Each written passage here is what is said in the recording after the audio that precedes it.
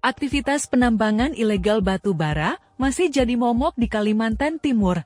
Meski berulang kali ditindak aparat penegak hukum, praktek ilegal tersebut masih tumbuh subur di tanah Kalimantan Timur. Tanggap saja penambangan ilegal di Kabupaten Kutai Barat, Kecamatan Yoatan, Desa Intulingau, Provinsi Kalimantan Timur yang tengah jadi sorotan publik lantaran diduga menggerus hutan lindung dan situs adat warga setempat. Pengamat hukum Kalimantan Timur, Abdul Rais mengeluarkan kritikan keras terhadap penambang batu bara ilegal di Benua Etam ini. Ia meminta kepada semua pemangku kekuasaan melakukan upaya hukum terhadap kegiatan penambang batu bara ilegal. Jangan ditolerir, harus ditindak tegas sampai ke akarnya. Kami sangat menyayangkan dan mengecam masih adanya pertambangan batu bara ilegal.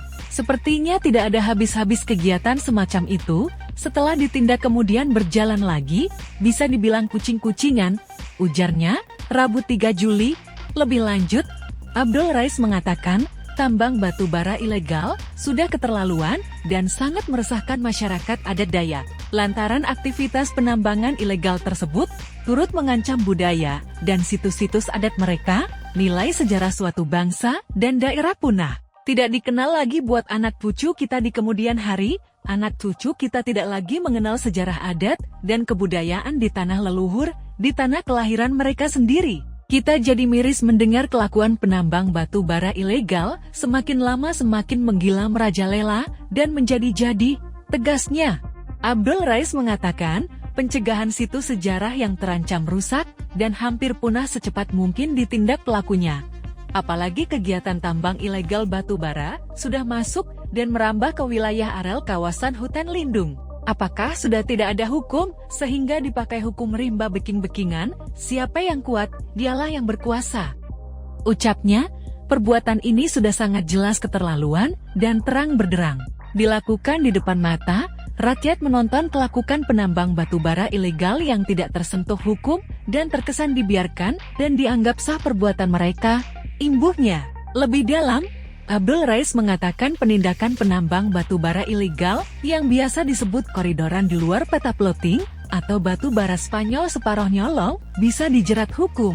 Hal tersebut melanggar ketentuan Undang-Undang Nomor 3 Tahun 2021 tentang perubahan atas Undang-Undang U Nomor 4 Tahun 2009 tentang pertambangan mineral dan batu bara, di mana aparat penegak hukum bisa menindak langsung, tidak harus menunggu laporan. Negara sudah juga melengkapi ketentuan hukum penindakan penambang batu bara ilegal bisa ditindak tangkap tangan melalui pintu masuk KPK Komisi Pemberantasan Korupsi. Menurutnya operasi tangkap tangan bisa dilakukan langsung di lokasi tambang ilegal, di tempat stokerom dan di stokpil pelabuhan atau jeti sebagai tempat penampungan awal dan akhir batu bara ilegal untuk kemudian dijual oleh pemodal dan diangkut melalui ponton oleh pembeli. Pihaknya menunggu penindakan pemangku kekuasaan sampai ke akar-akarnya, mulai kontraktor penambang batu bara ilegal, penyitaan armada alat berat, dumtut, ponton, pemodal, penjual, pembeli, dan tidak kalah pentingnya ada IUP yang digunakan untuk batu bara ilegal dicabut izinnya.